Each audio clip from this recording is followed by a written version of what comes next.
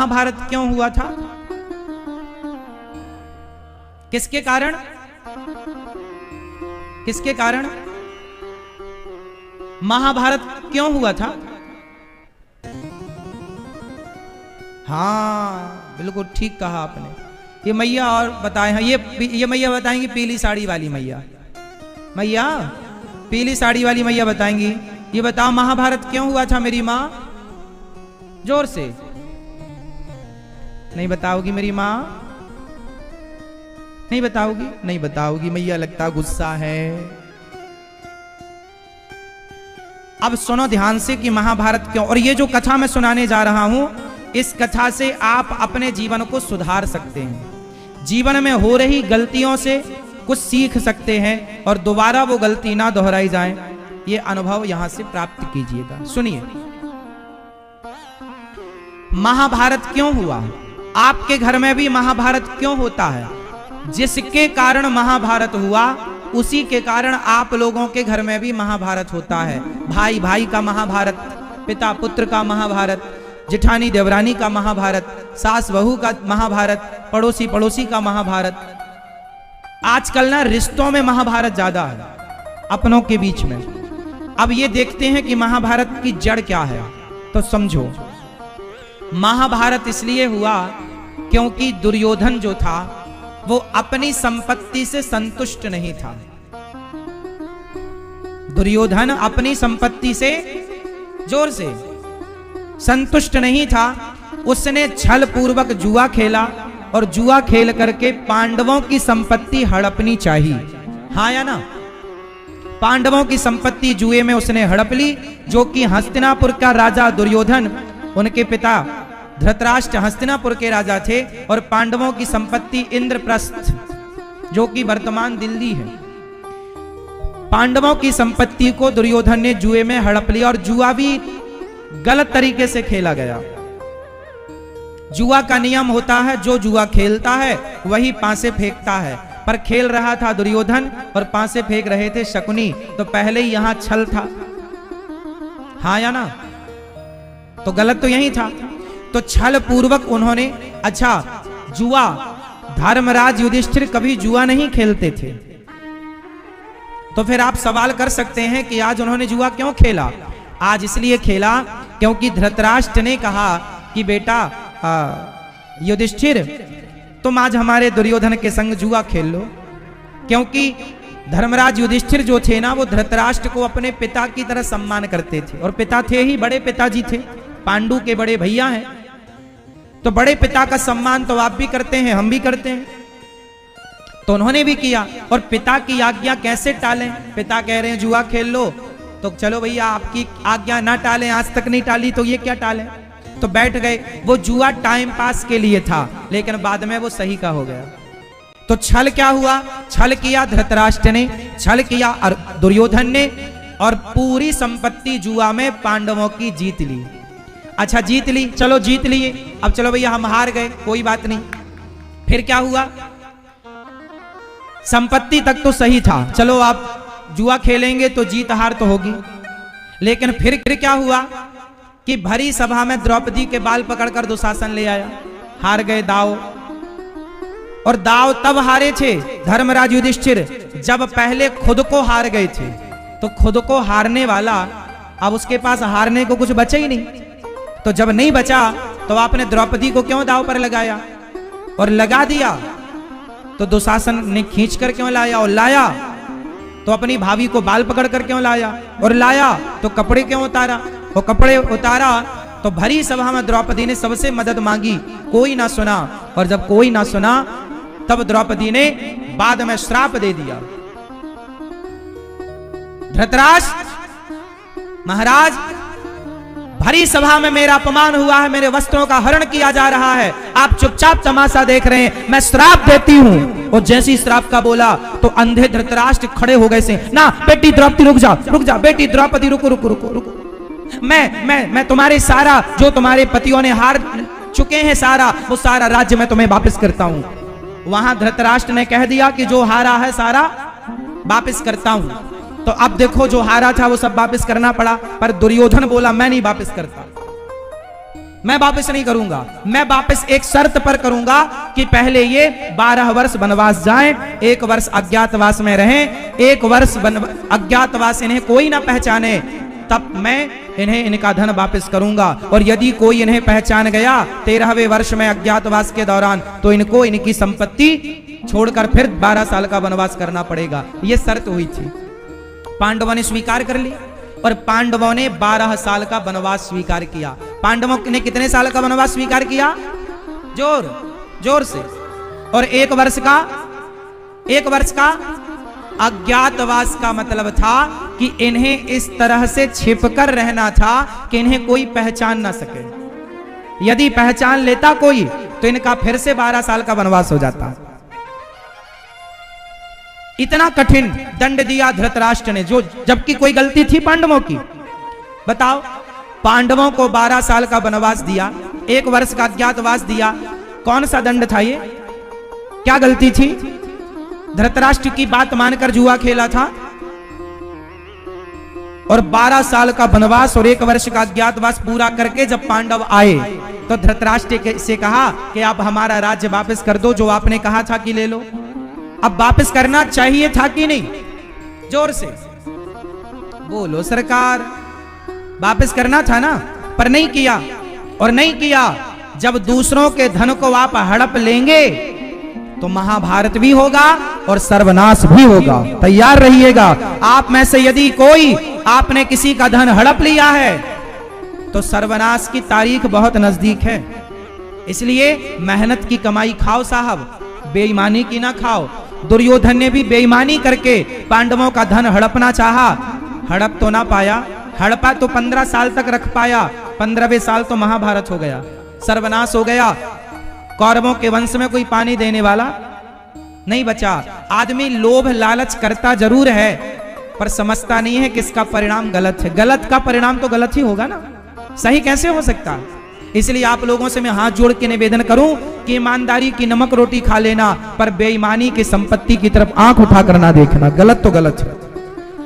आज नहीं कल, कल नहीं परसों, परसों नहीं नरसों, आपके गलत का फल मिलकर रहेगा। अब बताओ, दुर्योधन को दंड मिला कि नहीं मिला? महाभारत हुआ। तो महाभारत क्यों हुआ? यदि पांडवों का भगवान कृष्ण शांति दूत बनकर आए, पांडवों से, दुर्योधन से कहा पांडवों को रहने को 5 गांव दे दो, क्या दुर्योधन ने 5 गांव देना चाहा? इतना लालची था दुर्योधन कि पांडवों का सारा धन हड़प कर वो 5 गांव देना भी तैयार, देने को भी नहीं हुआ। कई आप भिंड में भी कुछ लोग ऐसे हैं जो अपने भाई की संपत्ति हड़प लेते हैं। साहब, हड़प लोगे तो सर्वनाश होगा। इतिहास से सीखो, गलत ना करो। एक पिता के 2 बेटे हैं तो पिता की संपत्ति बराबर बराबर दोनों बेटों में बंटनी चाहिए। कुछ पिताजी अपने पास रख लें, जो सेवा करे उनको दें, वो सही है। पर एक को ही सारी देकर चले जाएं, दूसरे को कुछ ना मिले, ये तो फिर गलत हो गया कि नहीं? इसलिए आप जितने बूढ़े और आप जितने बूढ़े बैठे हैं, महाभारत किसकी गलती से हुआ? जोर से। महाभारत किसकी गलती से हुआ? बूढ़ों की गलती से। किसकी गलती से? बूढ़ों की गलती से। बूढ़े कौन थे? धृतराष्ट्र और पितामह। पितामह 2 थप्पड़ जमाते दुशासन को उसी समय। जमाना था कि नहीं? 2 थप्पड़ जमाते दुशासन को और मार देते। तूने भरी सभा में बहू बेटी की लाज उतारी है, तुझे जीने का कोई अधिकार नहीं है। मार देते ना तो महाभारत ना होता। लेकिन ये बूढ़े लोग जब तमाशा देखते हैं तब महाभारत होता है। और याद रखना, जितने बूढ़े बैठे हैं कान खोलकर सुनिएगा, आपके काम की बात है। अपने जीते जी अपने बेटों का सही बंटवारा करके जाना। सही बंटवारा नहीं हुआ जिसके कारण महाभारत हुआ। सही बंटवारा हो गया होता पांडवों का कौरवों का, तो महाभारत की स्थिति उत्पन्न ना होती। क्यों जी? सही बताओ। बंटवारा नहीं हुआ इसलिए महाभारत हुआ? बोलो हाँ या ना। तो आप लोग मरने के पहले बंटवारा करके मरना पूरा पूरा। जिस बेटे का जो बनता है ठीक ठीक देना और फिर आराम से मरना, वरना तुम्हारे मरते ही तुम्हारी औलाद आपस में लड़के मर जाएगी। आज हमारे देश में जितना भी भाई भाई का झगड़ा है, कोर्ट कचहरी में जाकर देखो, 90% भाई भाई का झगड़ा है हमारे देश में। और ये सारा झगड़ा केवल पिता की गलती से है। बाप मर गया, सही बंटवारा नहीं किया। आप जितने बैठे हो आप तो समझ ही लेना, कर दिए बंटवारा कि नहीं? नहीं किए हो तो क्या मरने का इंतजार है? इसलिए कर दो और अच्छा बंटवारा करके जाओ बेटा। और सुनो, बंटवारा जब करो बच्चों का तो दोनों को बिठाओ, बड़े को बिठाओ, छोटे बेटे को बिठाओ, 4 बेटे हैं चारों को बिठाओ और चारों की सहमति से, चारों की राजी मर्जी से बंटवारा करो। बेटा ये वाला खेत तुम्हारा, ये खेत तुम्हारा, ये प्लॉट तुम्हारा, ये घर तुम्हारा, ये सोना तुम्हारा। क्या चारों राजी हो? चारों भाइयों की राजी मर्जी का साइन ले लो पिताजी, ताकि तुम्हारे मरने के बाद वो आपस में लड़े ना। और तुम बंटवारा करके एक बात बोलना अपने बच्चों से कि बेटा हम मर जाएंगे, लेकिन तुम हमें वचन दो, चारों बेटों का, 5 बेटों का हाथ अपने हाथ में रखवा कर एक वचन लेना। पिताजी जितने बाप बैठे हो कान खोलकर सुनना, काम आएगा। और जिनके बाप नहीं है और माँ जिंदा है तो माँ आप ध्यान देना, अपने बच्चों का तरीके से बंटवारा करो। और चारों, तीनों, 2 बेटे, जितने भी आपके बेटे हैं, 10 बेटे हैं, 20 बेटे, सबका हाथ पे हाथ रखो और हाथ पे हाथ रख के बोलो कि बेटा हमारे मरने के बाद भी तुम भाई भाई आपस में प्रेम से रहोगे और तुम सारे भाई, तुम चारों भाई, तीनों भाई, दोनों भाई एक दूसरे के सुख दुख में कंधे से कंधा मिलाकर खड़े रहोगे। ये हमें वादा करो। क्योंकि आजकल ये होता है कि भाई भाई में पहले कहा सुनी हो जाती है और एक दूसरे के वो घर आना जाना बंद कर देते। अब हम तुम्हारे घर नहीं आएंगे, तुम हमारे घर मत आना, हम तुम्हारी बेटी के विवाह में नहीं आएंगे। अब बताओ, भतीजी का विवाह है और चाचा नहीं आए।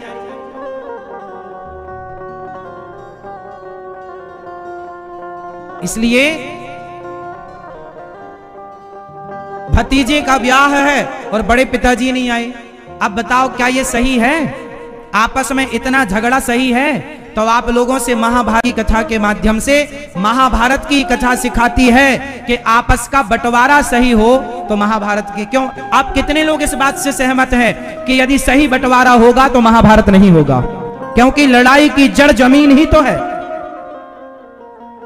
जड़ जोरू और जमीन, झगड़े की जड़ 3। चलो बताओ कितने लोग इस बात से सहमत हैं कि सही बंटवारा होगा तो कभी महाभारत नहीं होगा? हाथ उठाओ, कितने लोग सहमत हैं? आप सहमत हैं? सही बंटवारा होगा तो महाभारत नहीं होगा और भाई भाई प्रेम से रहेंगे।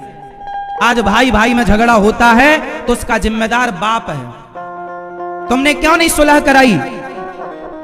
महाभारत हुआ तो पितामह तुम क्यों चुपचाप बैठे तमाशा देखते रहे? क्यों नहीं तुमने खड़े होकर के द्रौपदी को उसी समय न्याय दिलाया? सही समय पर न्याय दिला दिया होता पितामह ने द्रौपदी को तो ये लाखों लोगों की हत्या ना होती महाभारत में, करोड़ों लोगों की हत्या ना होती महाभारत में।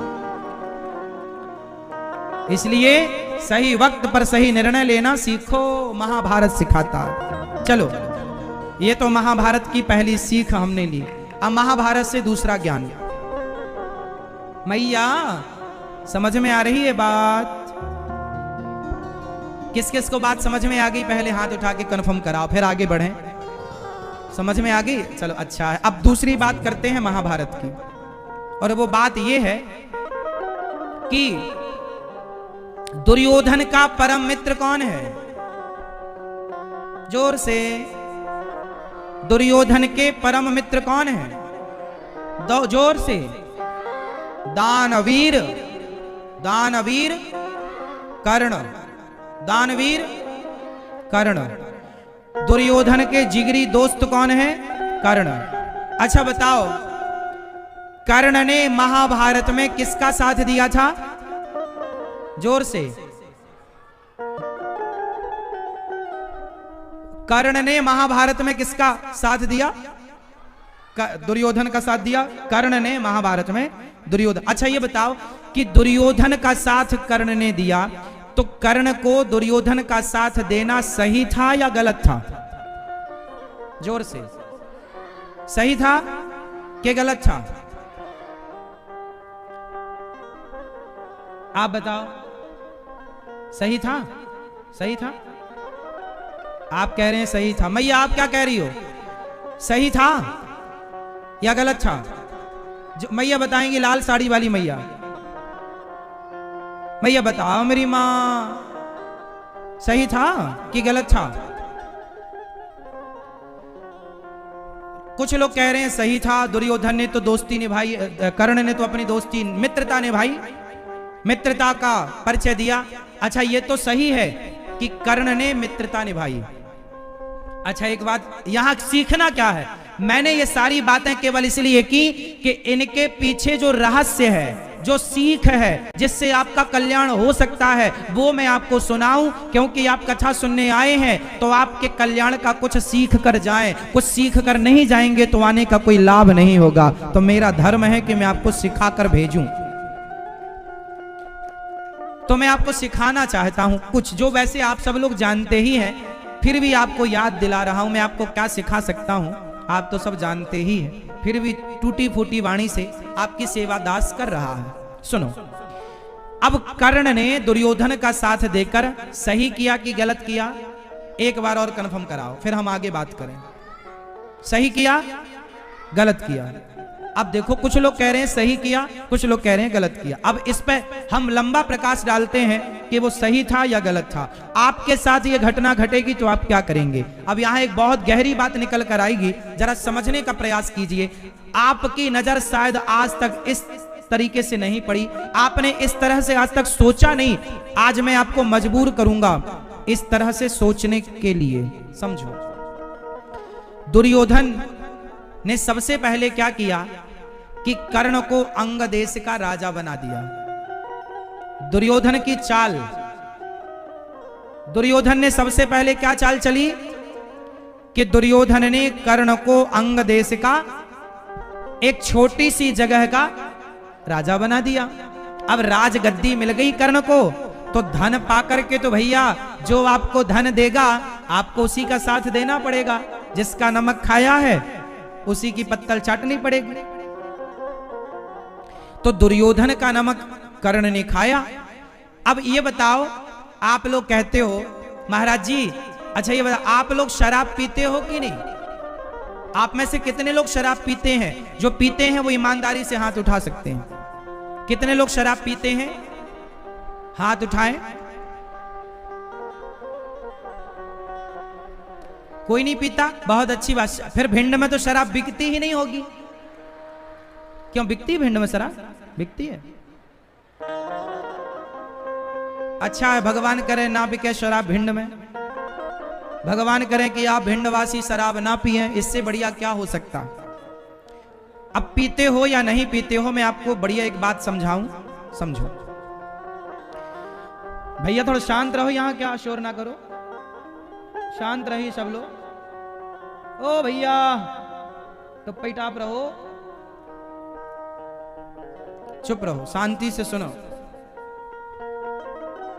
अच्छा सुनो, आज ना भिंड में आप किसी से पूछो क्यों भैया तुम शराब पीते हो, तो एक सज्जन हमें मिले, बोले महाराज जी वैसे तो हम शराब पीते नहीं हैं, लेकिन कभी कभी दोस्ती यारी में पी लेते हैं, एक दो पैक मार लेते हैं, ज्यादा रोज नहीं पीते हम रोज नहीं पीते, कभी कभी हम अपनी दोस्ती यारी में एक पैक दो पैक मार लेते हैं। हमने उनसे पूछा, अब बहुत ध्यान से सुनिएगा, हमने उनसे पूछा भैया जो आपको शराब पिला रहे हैं, जो आप कह रहे हो कि हमारी दोस्ती यारी में पी लेता हूं, तो आपके दोस्त आपको शराब पिला रहे हैं, तो जो, अच्छा ये बताओ, जो आपको शराब पिलाएं वो आपके दोस्त हैं? आप क्या कहते हैं कि हम तो शराब पीते नहीं हैं, दोस्ती यारी में पी लेते हैं। अरे भैया, दोस्त की परिभाषा क्या है? जो आपको शराब पिलाएगा वो आपका दोस्त नहीं, दुश्मन है, क्योंकि दुश्मन ही आपको गलत राह पर ले जाने की बात कहेगा। जो आपका दोस्त होगा वो तो ये कहेगा कि भाई मैं पीता हूं शराब, तू मत पीना, बर्बाद हो जाएगा। शराब पीने से आदमी बनता है कि बिगड़ता है? जोर से, जोर से। तो जो दोस्त आपको शराब पिलाएं मतलब वो आपको बनाना चाह रहे हैं कि बिगाड़ना? तो जो आपको बिगाड़ना चाहें वो आपके दोस्त कैसे हो सकते हैं? पहली तो आपने ये गलती की कि कि दोस्तों को पहचानने में गलती कर दी। जो गलती आप लोग करते हो, गलत को दोस्त मान लेते हो, ऐसे ही कर्ण ने भी गलती की और गलत आदमी से दोस्ती कर ली। अरे भाई, भूखे मर जाओ पर गलत आदमी से दोस्ती ना करो। गलत से दोस्ती करने का परिणाम अब सुनो। दुर्योधन से दोस्ती कर्ण ने कर तो ली, अब कर ली। अब कर्ण ने दुर्योधन के सुर पर सुर मिलाकर बातें की। जब द्रौपदी की साड़ी उतर रही थी तो दुर्योधन ने बोला, ए द्रौपदी, तू आजा, मेरी इसके कपड़े उतार दो दुशासन और मेरी जंघा पर लाकर बिठाओ। अब देखो दुर्योधन अपनी भाभी से क्या कहता है कि तुम आकर मेरी जांघों पर बैठ जाओ। और तभी कर्ण ने क्या बोला था? कर्ण ने कहा, हाँ द्रौपदी, तेरे तो 5 पति हैं, छठा मुझे बना ले। ये कौन बोल रहा है? जोर से। अब बताओ, कर्ण जैसे समझदार लोगों के लिए क्या ऐसी भाषा शोभा देती है? पर कर्ण ने ऐसा क्यों बोला? क्योंकि आप जिसका नमक खाएंगे, आप अच्छे लोगों का अन्न खाएंगे तो आपकी बुद्धि अच्छी होगी, और आप गलत लोगों का संग करेंगे तो आपकी बुद्धि भ्रष्ट हो जाएगी। उसका परिणाम कर्ण है। दुर्योधन का साथ दोस्ती करने की क्या जरूरत थी? अब ऐसा तो फिर ऐसा है कि कोई आपको 1 लाख रुपए दे दे, जैसे दुर्योधन ने कर्ण को अंग देश का राजा बना दिया। अब मैं तुम्हें राजा तो बनाऊंगा, पर बाकी बाद में तुम सारा मेरे साथ गलत काम करोगी। और दुर्योधन ने सारा गलत काम कर्ण से कराया। इसलिए एक चीज यहां आप ये सीखो कि भूखे हो तो साहब नमक रोटी खा लेना, पर किसी का एहसान मत लेना। गरीबी 4 दिनों की होती है, एहसान सारी जिंदगी का होता है। कर्ण एहसानों तले दब गए दुर्योधन के, और वो सारा एहसान चुकाने के लिए वो गलत बोलते गए, गलत करते गए, जबकि वो बहुत अच्छे हैं। लेकिन हीरा भी कांच के ढेर में जाकर गिर जाए तो हीरा भी कांच की कीमत पे जाता है, कांच जैसा ही हो जाता है। हीरा कांच की संगति कर ले तो वो कांच जैसा ही लगेगा, और किसी कांच के टुकड़े को हीरों के बीच में रख दो तो कांच भी हीरा जैसा चमकने लग जाएगा। देखने वाला ये कहेगा ये हीरा है, भले कांच है। और हीरा को कांचों के बीच में रख दो तो भले हीरा है, पर लोग ये कहेंगे कांच है। तो संगत से गुण आते हैं, संगत से गुण जाए, लोहा जड़ा जहाज में पानी में उतराए। आप अपने जीवन में संगति बढ़िया करना मेरे दोस्तों। भिंड वाले भक्तों, आपको बहुत ध्यान से समझना है। मैं दोबारा आऊं ना आऊं, लेकिन आपके पास आ गया हूं तो आपको वो सिखा कर जाऊंगा जो आज तक कोई यूनिवर्सिटी आपको ना सिखा पाई, जो कोई कॉलेज आपको ना सिखा पाया, जो कोई स्कूल आपको 12-15 साल में ना सिखा पाया, वो आपको 7 दिन में ये दास अनिरुद्ध आपको सिखाएगा। बस सीखने की जिज्ञासा रखना बस। तो किसी का एहसान मत लेना, वरना हालत तुम्हारी कर्ण की तरह हो जाएगी। याद रखना साहब, शेर तो शेर होता है, लेकिन यदि सर्कस में चला जाए तो शेर की जिंदगी कुत्तों से बदतर हो जाती है। यह बात सही है या गलत है? शेर तो शेर है, पर सर्कस में चला जाए तो शेर की जिंदगी कुत्तों जैसी हो जाती है, मालिक के टुकड़ों पर पलता है। इसलिए आप जंगल के शेर बनना, और जंगल का शेर वो है जो नमक रोटी खाए पर किसी के एहसानों तले ना दबे। क्योंकि आदमी आपको एहसानों तले दबाकर सारी जिंदगी आपका शोषण करता है, सारी जिंदगी आपको गुलाम बनाकर आपके साथ आपसे गलत कराता है। आपको करना पड़ेगा क्योंकि आप एहसानों तले दबे हैं। इसलिए ऐसा होना चाहिए। महाभारत के युद्ध से आप कुछ सीख सकते हैं तो ये सब चीजें सीखना कि आपको गुलाम नहीं बनना। कर्ण ने गलती की कि दुर्योधन से दोस्ती, याद रखना दोस्ती सबसे मत करना। दुर्योधन ने शकुनी से दोस्ती की दुर्योधन ने, और अर्जुन ने भगवान कृष्ण से दोस्ती की। दोनों का परिणाम देख लो। माता कैकेयी ने दोस्ती कर ली। बताओ माता कैकेयी की दोस्त कौन? मैया। माता कैकेयी की दोस्त कौन? जोर से। क्या मांगा मेरी माँ? जोर से क्या मांगा? दुख मांगा। क्यों मांगा दुख? क्योंकि हे नाथ, सुख में मैं आपको भूल जाती हूँ, पर दुख में आपका स्मरण ज्यादा रहता है। हे प्रभु, मैं ऐसे सुख का क्या करूं जिस सुख में आपको भूल जाऊं? अच्छा वो दुख है, कम से कम आपका स्मरण तो बना रहेगा। ऐसे सुख पर पत्थर पड़े जो कृष्ण हृदय से जाए, बलिहारी वा दुख की जो पल पल नाम जपाए। हमें सुख नहीं, हमें दुख चाहिए। कुंती बुआ ने भगवान से दुख मांगा, हे प्रभु मैं आपको कभी भूलूं नहीं। अच्छा बताओ, सुख अच्छा होता है कि दुख? जोर से, क्या अच्छा है? सुख। सुख सब चाहते हैं और भगवान आपको सुख देना भी चाहते हैं, लेकिन आप एक गलती करते हो कि सुख पाकर भगवान को भूल जाते हो। इसलिए भगवान से आज एक वादा करो। हाथ जोड़ो सब लोग, सब मैया हाथ जोड़ो और बोलो, हे नाथ मैं आपको कभी भूलूं नहीं। सब बोलेंगे, आवाज आएगी मेरे तक, तब मानूंगा क्या बोल रहे हैं। बोलो, हे नाथ मैं आपको कभी भूलूं नहीं। हे श्रीमन नारायण मैं आपको कभी भूलूं नहीं। कुंती बुआ ने यही मांगा कि प्रभु मैं आपको कभी भूलूं नहीं। भगवान ने कहा, बुआ आप सदा मुझे याद रखेंगी, और ये बताओ आपको क्या चाहिए? कुंती बुआ ने कहा, बस ये चाहिए कि आप जब जब दुख आया, भरी सभा में द्रौपदी की लाज लुटी आप आए, कोई सहारा ना बना तब आप बने, पग पग में आपने रक्षा की। अच्छा एक बात बताओ, आप लोगों के असली शुभ चिंतक कौन है? हम सबके असली शुभ चिंतक कौन है? बताओ मेरी मां। भगवान। इसलिए आपके असली शुभ चिंतक भगवान है। इसलिए आप जगत की चिंता ना करो, आप तो केवल भगवान का चिंतन करो, भगवान आपकी चिंता करेंगे, आप चिंता मुक्त हो जाओ, क्योंकि भगवान है ना आपकी चिंता करने के लिए। आपको चिंता करने की क्या जरूरत है?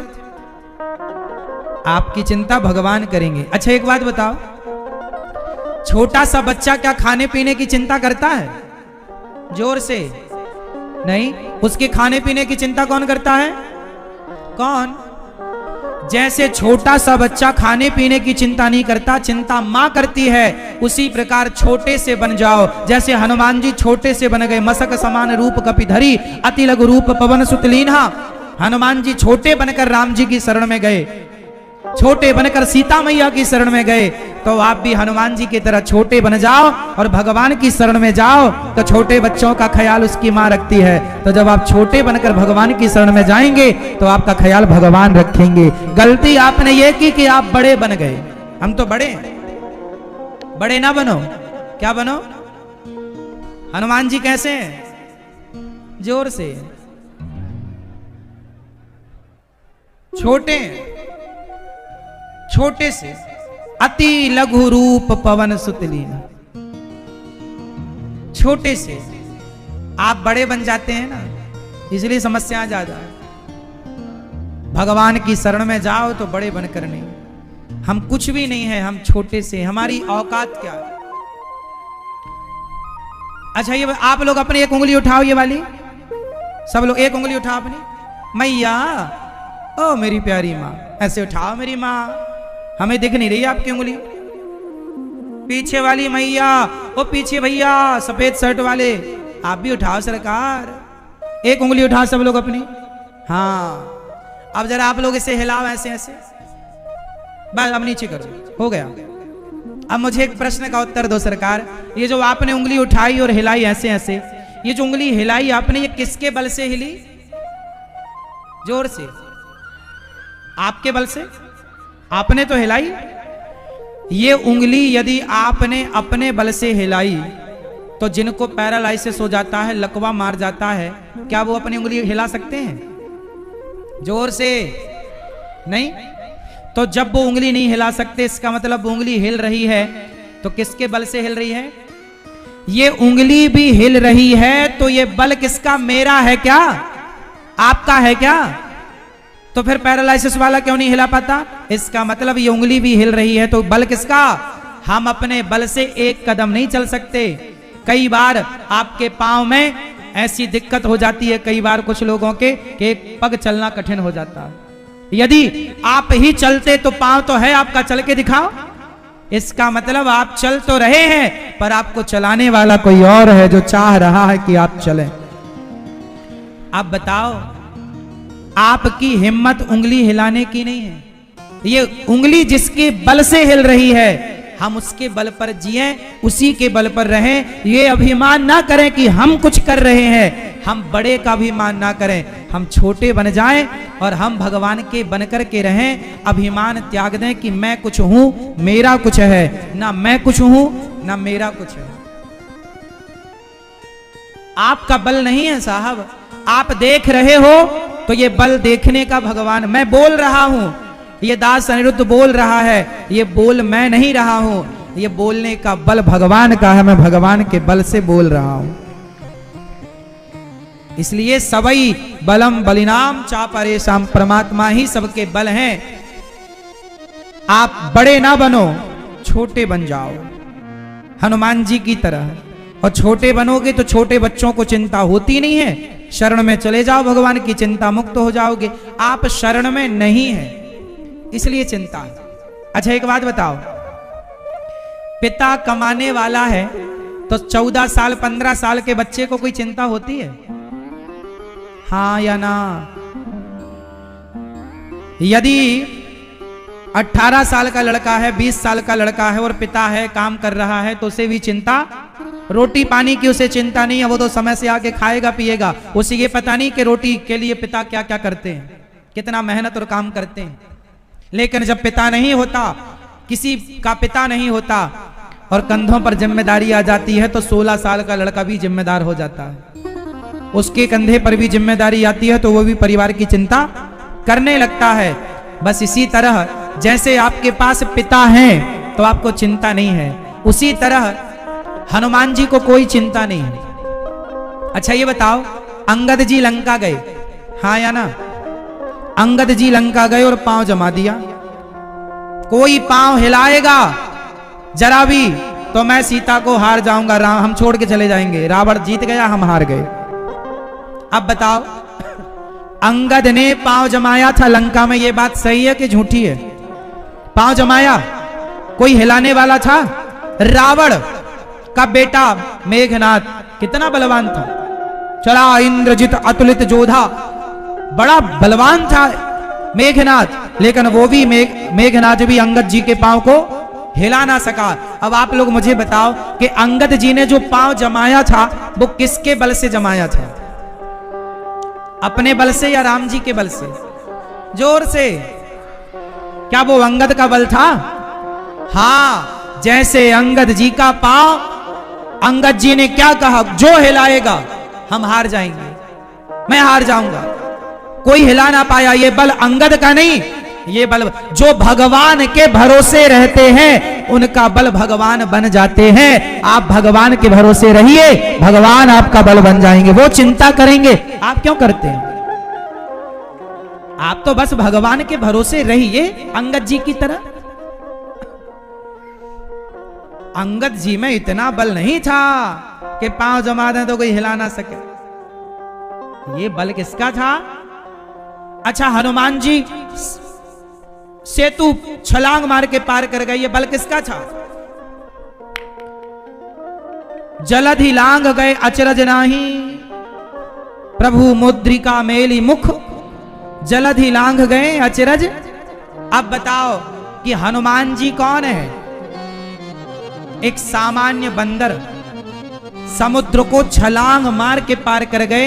ये हनुमान जी का बल था या प्रभु राम का बल था? जोर से, हाँ? कितने बंदर थे वहां पर? और हनुमान जी कौन है? जिस पर राम जी अपना हाथ रख देते वो हनुमान हो जाता। राम जी जिस पर अपना हाथ रख देते वो हनुमान और वो अंगद हो जाता। बस मेरी माँ भगवान के हाथ रखने की देर है। तो आप कितने लोग चाहते हैं कि भगवान आपके सिर पर हाथ रखें? कौन कौन चाहता है? आपको एक काम करना पड़ेगा। यदि आप चाहते हैं कि भगवान मेरे सिर पर भी हाथ रखें, तो आपको भगवान का बनना पड़ेगा। अंगद जी ने अपने आप को किसके हवाले कर दिया? जोर से। अंगद जी ने अपने आप को किसके हवाले किया? राम जी के। हनुमान जी ने अपने आप को किसके हवाले किया? तो फिर आप भी अपने आप को भगवान के हवाले कर दो। हे प्रभु, मैं आपका, आप मेरे समर्पण करके देखो, आपके जीवन में परिवर्तन ना हो तो कहना। विडंबना तो यह है कि आप दर दर की ठोकर खाते हो, आप यहां वहां जा जाकर माथा पटकते हो, आप कहते हो ये मेरा दुख दूर कर देगा, ये मेरा दुख दूर कर देगा। आपको किसी ने कहा कि वहां चले जाओ, आपका दुख दूर हो जाएगा, आप दौड़कर जाते हैं। आपको लगता है वहां जाने से मेरा दुख दूर हो जाएगा। अरे कहीं जाने से तुम्हारा दुख दूर होता तो आज तक हो जाता।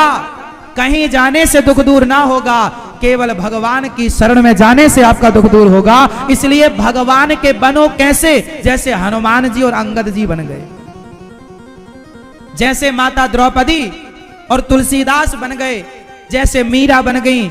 आप भगवान के बनते ही नहीं हो। आपको तो लगता है बस जाएं, एक नारियल चढ़ाएं और हमारा दुख दूर हो जाए। ऐसे होता तो सबका हो जाता भाई साहब, फिर तो दुखी कोई रहता ही नहीं। मेरी मां, आपका दुख दूर कौन कर सकता है? जरा आज मुझे बता ही दो, इस धरती में आपका दुख कौन दूर कर सकता है? जोर से। आपका दुख दूर कोई कर सकता है तो बताओ, द्रौपदी का दुख दूर किसने किया? द्रौपदी के सामने पितामह थे, गुरु द्रोणाचार्य थे, पांचों पांडव थे, कोई दुख दूर कर पाया? एक से बढ़कर एक धुरंधर थे, एक से बढ़कर एक योद्धा थे, एक से बढ़कर एक पढ़े लिखे थे, क्या कोई दुख दूर कर पाया? जब द्रौपदी का दुख दूर कोई ना कर पाया, केवल भगवान कर पाए, तो जिन्होंने द्रौपदी का दुख दूर किया वही भगवान भी हमारा और तुम्हारा दुख दूर करेंगे। इसलिए कहीं और ना जाकर भगवान की शरण में जाओ। अच्छा बताओ, सुदामा जी कहां गए? जोर से। किसके पास गए सुदामा जी? सुदामा जी दुखी थे या नहीं? 4 दिन चूल्हा नहीं जलता था सुदामा जी का। लेकिन एक बात बताएं, भगवान के पास गए तो सुदामा जी, लेकिन सुदामा जी ने कुछ मांगा नहीं। बताओ, मांगा? और आप लोग जाते हो ना तो मांगते हो।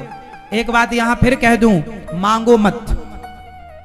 अच्छा ये बताओ, जब द्रौपदी ने पुकारा हे श्याम सुंदर, तो द्रौपदी ने क्या ये कहा था कि आप मेरी साड़ी बढ़ाओ? जोर से। क्या द्रौपदी ने ये कहा था कि मेरी साड़ी बढ़ाओ? नहीं कहा। केवल द्रौपदी ने क्या किया? जोर से। पुकारा। द्रौपदी ने क्या किया? द्रौपदी ने केवल पुकारा है मेरी मां। और भगवान तो जानते हैं कि मेरे भक्त को किस चीज की जरूरत है। केवल आप पुकारिए उन्हें सच्चे भाव से, वो समझ लेंगे कि आपको किस चीज की जरूरत है। आपको मांगना नहीं पड़ेगा। मांगो मत भगवान से। सुदामा ने मांगा कुछ नहीं, बिना मांगे भगवान ने समझ लिया कि मेरे भक्त को किस चीज की जरूरत है, और बिना मांगे भगवान ने सब कुछ दिया। हाँ या ना? बोलो हाँ कि ना? मैया बोलो मेरी मां। मैया सुदामा ने कुछ मांगा नहीं? मांगा तो बिना मांगे दिया ना भगवान ने। तो सुदामा जी को बिना मांगे दिया तो आपको भी देंगे। इसलिए मांगो मत, पुकारो। हे प्रभु, हे नाथ, हे श्याम सुंदर, हे गोविंद, हे करुणा निधान, हे श्याम सुंदर, पुकारो। केवल भगवान से प्रेम करो, केवल भगवान के लिए रो, भगवान के लिए आंसू बहाओ। कहो मत कि ये चाहिए। भगवान अंतर्यामी है, उनसे कहने की जरूरत नहीं। भगवान सब जानते हैं कि आपको कब किस चीज की जरूरत है। सुदामा ने मांगा होता तो क्या मांगा होता? सुदामा ने मांगा होता तो वो लोग क्या मांगते? सुदामा बिना मांगे दिया ना सब कुछ। तो जब बिना मांगे सुदामा को मिला तो आपको भी मिलेगा। इसलिए पुकारो। इसलिए कन्हैया को एक रोज रो कर पुकारा, कृपा पात्र किस दिन बनूंगा तुम्हारा।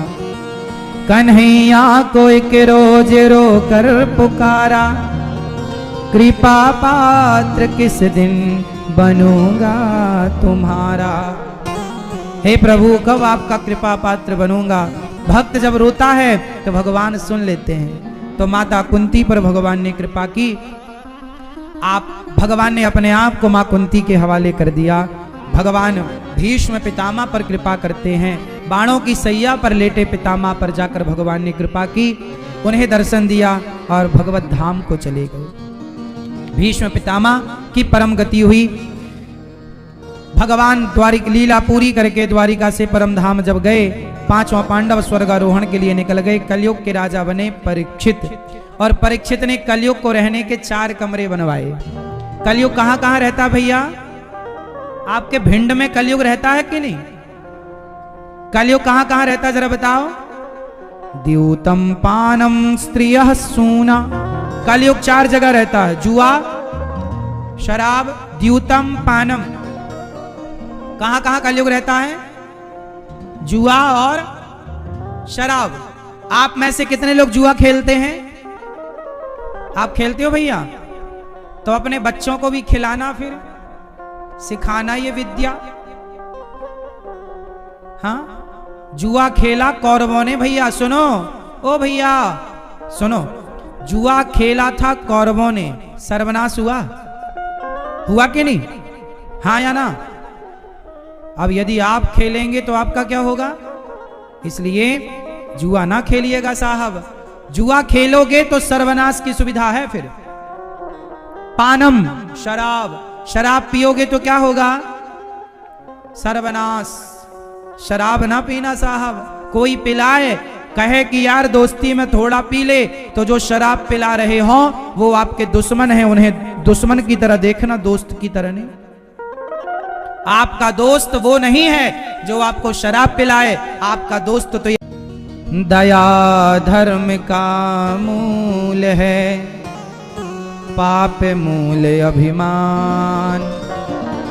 तुलसी दया न छोड़िए, जब तक घट में प्राण। दया धर्म का मूल है, दया ना छोड़िए। और द्रौपदी एक माँ है। अच्छा बताओ, सबसे अधिक दयालु कौन होती है? हाँ, आप में से कितने लोग अपनी माँ के पांव रोज दबाते हैं? आप अपनी माँ के पांव दबाते हो बेटा? आप लोग अपनी माँ के पांव दबाया करो सरकार। पांव जरूर दबाना चाहिए। क्यों? क्योंकि मां भगवान का स्वरूप होती है।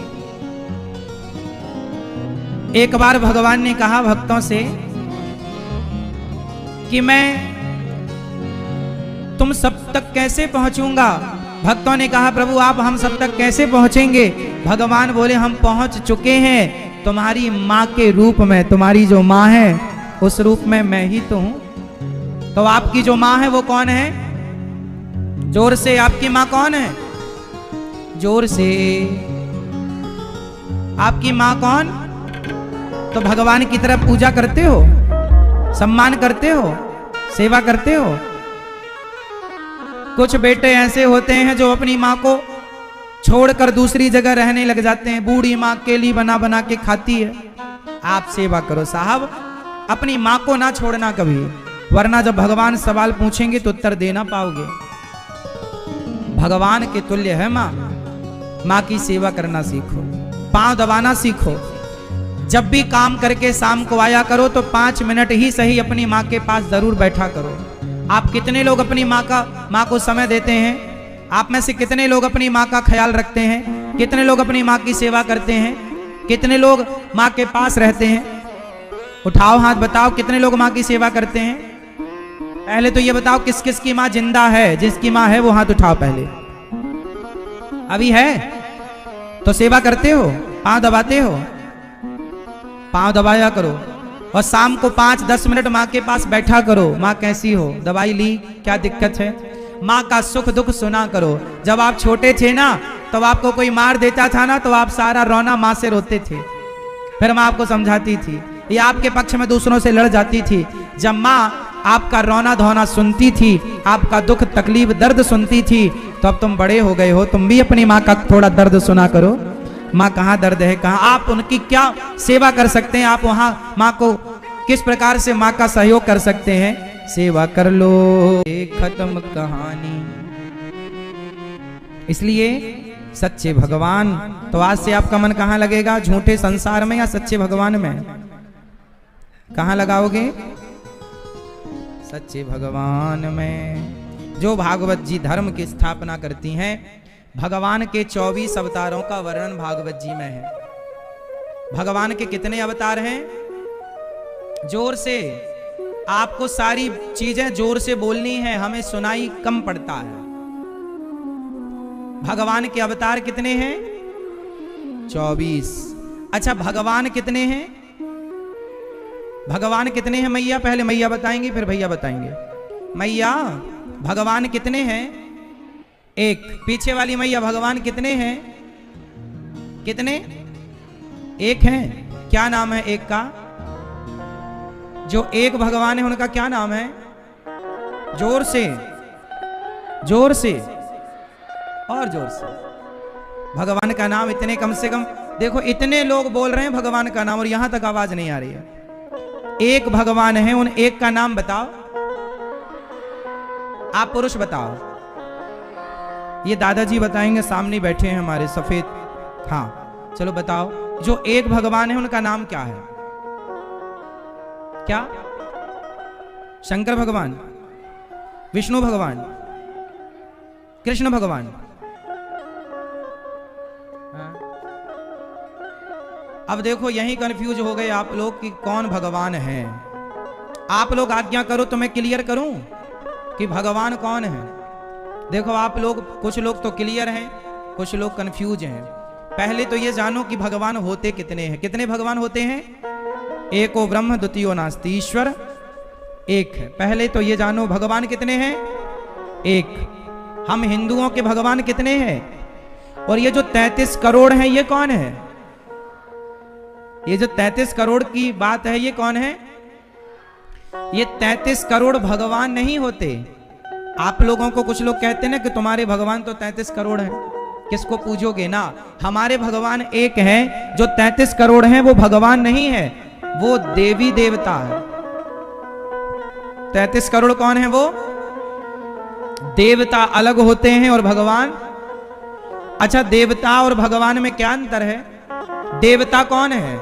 मैया बताएंगी। ये देवता कौन होते हैं मेरी माँ? देवता कौन है जरा बताओ। नहीं? अच्छा, ये पुरुष भैया बताएंगे, मेरे दोस्त भैया बताएंगे, सब बताओ ये देवता कौन है? दो चार देवताओं के नाम जरा बताओ, हमें याद नहीं है। देवताओं के नाम बताओ जरा। कौन कौन से देवता होते हैं? जैसे दादाजी, ओ दादाजी सुनो सरकार, यहां देखो, वहां का देख रहे हो? बताओ देवता कितने होते हैं? 33 करोड़। 33 करोड़ में दो चार देवताओं के नाम बताओ। जैसे अग्नि देवता। अग्नि कौन है? जोर से, जोर से। इंद्र कौन है? वरुण कौन है? ये सब देवता, ये इंद्र देवता, अग्नि देवता, वायु देवता, ये सब देवता, ये सब देव कोटि के आते, ये देव हैं, देवता। अब भगवान कौन है? एक। क्या नाम है उनका? श्रीमन नारायण। भगवान कौन है? नारायण। जो आपसे कोई पूछे कि भगवान कितने हैं तो आप बोलना एक। तो पूछे कि एक कौन है तो बोलो ना, श्रीमन नारायण। श्रीमन नारायण का मतलब है श्री सहित नारायण। श्री मतलब लक्ष्मी सहित नारायण। लक्ष्मी, श्री मतलब होता है लक्ष्मी। लक्ष्मी सहित नारायण। वह नारायण ही विष्णु है, वह नारायण ही राम है और वह नारायण ही कृष्ण है। कृष्ण में और राम में और नारायण में क्या अंतर है? राम, कृष्ण और नारायण में कोई अंतर है? हाँ या ना? चाहे राम कहो, चाहे कृष्ण कहो, चाहे नारायण कहो, नाम तीन है, भगवान एक ही, उन्हीं का नाम नारायण, उन्हीं का नाम राम, उन्हीं का नाम कृष्ण, उन्हीं का नाम गोविंद, गोपाल, मनमोहन, मदन मुरारी, उन्हीं का नाम बिहारी जी, राधा रमन जी, राधा वल्लभ जी, उन्हीं का नाम गौरी गोपाल, भगवान जगन्नाथ जी, बद्रीनाथ जी, रंगनाथ जी, उन्हीं का नाम है श्रीनाथ जी, विठलनाथ जी। भगवान तो कितने हैं? एक, पर भगवान के रूप और नाम अनेक। रूप रूपाय विष्णवे, प्रभु विष्णवे, अलग अलग नाम रूपों से भगवान को जाना जाता है। भगवान कितने हैं मेरी माँ? क्या नाम है? जोर से। अब तो हमने बता भी दी, अब तो बताओ। एक भगवान का क्या नाम है? नारायण। नारायण ही। शंकर जी कौन है? अब बताओ शंकर जी कौन है? शंकर जी और भगवान विष्णु, इनमें कोई अंतर नहीं मानना चाहिए। जो भगवान विष्णु हैं वही भगवान शिव हैं। तीन तत्व बने, ब्रह्मा, विष्णु और महेश। क्यों बने? तीन की जरूरत क्यों पड़ी? अच्छा ये बताओ, आप पुरुष लोग जो हैं, आप पहले एक थे अकेले, फिर आपको जरूरत पड़ी तो आप एक से दो हो गए, शादी कर ली। फिर आपको जरूरत पड़ी तो दो से तीन हो गए। आप भी दो से एक से दो और दो से तीन हुए थे कि नहीं? हाँ या ना में उत्तर दो। हाँ, तो आपसे मेरा सवाल है, आप एक से दो क्यों हुए थे और दो से तीन क्यों हुए? क्योंकि आपकी जरूरत थी। क्योंकि आपकी जरूरत थी। पत्नी जरूरत है, पुत्र जरूरत है, तो जरूरत थी तो आप एक से तीन हो गए। उसी तरह भगवान श्रीमन्नारायण को लगा कि सृष्टि उत्पन्न करना है, पालन करना है, संहार करना है, काम तीन है, तो वह एक ही भगवान नारायण तीन रूपों में प्रकट हो गए, ब्रह्मा, विष्णु और महेश। एको हम बहुश्यामा, मैं एक से बहुत हो जाऊं तो भगवान एक से तीन हो गए। तो भगवान के कितने रूप हो गए? एक से तीन। कौन कौन? बोलो। ब्रह्मा, विष्णु। चलो ब्रह्मा जी क्या करते हैं? ब्रह्मा जी क्या करते? पीछे आवाज आ रही है मेरी माँ? सबसे पीछे पीली साड़ी में मैया बैठी हैं। बताओ मेरी माँ, आवाज आ रही है? पीछे मेरी माँ आ रही तो हाथ उठा लो। हाँ, आज आवाज आ रही है। चलो बताओ, ब्रह्मा जी क्या करते हैं? थोड़ा जोर से बोलना मेरी माँ। कल से एक रोटी इसलिए खाना कि अनिरुद्धाचार्य जो पूछेंगे बताओगे, तो एक रोटी कल से ज्यादा खाना है आपको, एनर्जी लगेगी ना। आप चुपचाप बैठे बैठे सो जाएं, हम सुनाते रहे, ऐसा नहीं होगा। कुछ आप सुनाओ, कुछ हम सुनाएं, कुछ हम कहें, कुछ आप कहो। तो बताओ ब्रह्मा जी क्या करते हैं? मैया बताएंगी, ये लाल साड़ी वाली मैया चश्मा लगाई हैं। जल्दी बताओ मेरी माँ, सबसे आगे आप बैठी हो ना, तो आप बताओ। चलो बताओ ब्रह्मा जी क्या करते हैं? जोर से मेरी माँ, क्या करते हैं ब्रह्मा जी? ये भैया बता, छोटे छोटे बच्चे बैठे हो आगे, बताओ बेटा ब्रह्मा जी क्या करते हैं? सृष्टि को उत्पन्न करते हैं। और विष्णु जी क्या करते हैं? सृष्टि का पालन। और शंकर जी क्या करते हैं? सृष्टि का। तो एक परमात्मा तीन कामों के लिए प्रकट हो गए। काम कितने हैं? तीन। तो भगवान को लगा मैं तीन कहां से लाऊं, तो एक ही तीन रूपों में विभक्त हो गए। जैसे जैसे जैसे जैसे बिजली, बिजली एक होती है, पर बिजली में फेस तीन होते हैं। कितने तार होते हैं? तीन तार, फेस 1, फेस 2, फेस 3, तीनों में बिजली होती है। अब ये बताओ कि जब बिजली एक थी तो तीन भागों में डिवाइड करने की क्या जरूरत थी? तीन भागों में इसलिए डिवाइड किया ताकि व्यवस्था बन सके, व्यवस्था के लिए। तो बिजली कितनी होती है? एक, पर कितने फेस होते हैं? तीन, 3 फेस होते हैं ना। तो जैसे एक बिजली तीन भागों में व्यवस्था के लिए बन गई, उसी प्रकार एक परमात्मा तीन रूपों में व्यवस्था के लिए परिणत हो गए, ब्रह्मा, विष्णु तो जनरेटर, ऑपरेटर और डिस्ट्रॉयर तीनों को जोड़ा तो हो गया God, GOD God. G for generator, O for operator, D for destroyer. तो GOD गॉड, ओ माई गॉड। गॉड मीन्स भगवान। गॉड में कितने अक्षर हैं? 3, GOD। G for generator, O for operator, D for destroyer. तो जनरेटर कौन है? G for generator. जनरेटर कौन? बेटा पीले शर्ट वाले बेटा, छोटा भैया मेरा नाम बताएगा। बेटा तुम बताओ, G फॉर जनरेटर। तो जनरेटर कौन है इन तीनों में? ब्रह्मा विष्णु महेश में जनरेटर कौन है? कौन सृष्टि को जनरेट करते हैं, मतलब उत्पन्न कौन करता है? हाँ, तो G फॉर जनरेटर मतलब ब्रह्मा, O फॉर ऑपरेटर मतलब जोर से विष्णु, और D for GOD, D for destroyer means Shankar ji. Destroyer मतलब संहार, संहार मतलब शंकर जी। तो बताओ तीनों को जोड़ा तो क्या हुआ? गॉड। गॉड मतलब भगवान, भगवान मतलब 3, 3 मतलब ब्रह्मा विष्णु महेश, और तीनों को जोड़ा तो एक श्रीमन नारायण। ब्रह्मा प्लस विष्णु प्लस शिव बराबर श्रीमन नारायण। फिर से, ब्रह्मा प्लस विष्णु प्लस शिव बराबर, जोर से करो मेरी मां थोड़ा सा गणित। ब्रह्मा प्लस विष्णु प्लस शिव बराबर नारायण, क्योंकि नारायण ही 3 है। चलो, राम प्लस कृष्ण बराबर, राम प्लस कृष्ण बराबर, ये भैया बताएंगे आप।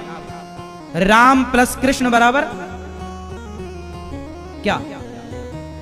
माला तो घर में आनंद से यहां सुनो, जो यहां सुनोगे ना वो सदा काम आएगा।